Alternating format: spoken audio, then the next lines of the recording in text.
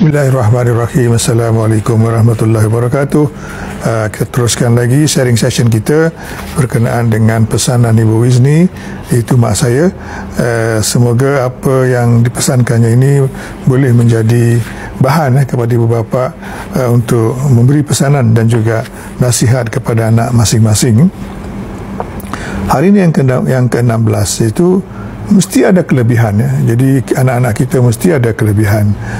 Jadi kita lihat Nabi Yusuf, ya. Nabi Yusuf ni dia orang Bani Israel di Palestin, daripada keluarga petani, tapi dia mempunyai kehebatan lah. Dia ini sangat teliti membuat kerja, dan dia memang cekap lah buat kerja, sampai Nabi Yaqub selalu memberikan dia tugas-tugas penting, menyebabkan abang-abangnya cemburu kat dia lah, kan. Dan akhirnya mereka berkhianat, ya, kepada Nabi Yusuf. Kemudian Nabi Yusuf kita tahu dijual sampailah ke Mesir, tapi di Mesir juga dia telah menunjukkan kehebatan yang luar biasa, ya.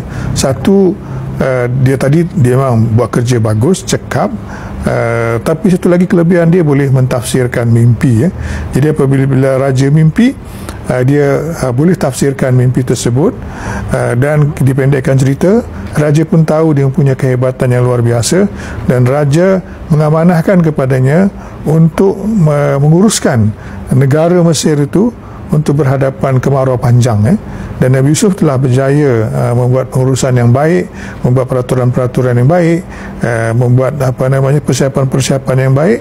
Akhirnya kita tengok Mesir terselamat daripada kemarau panjang. Dan kita tahu pada waktu itu ekonomi adalah bergantung kepada agriculture, bukan macam sekarang, tapi ekonomi itu kebanyakannya bergantung kepada agriculture, dan jadi kemarau ni boleh menyebabkan sebuah kerajaan kolaps, tapi Nabi Yusuf berjaya menyelamatkan bumi Mesir.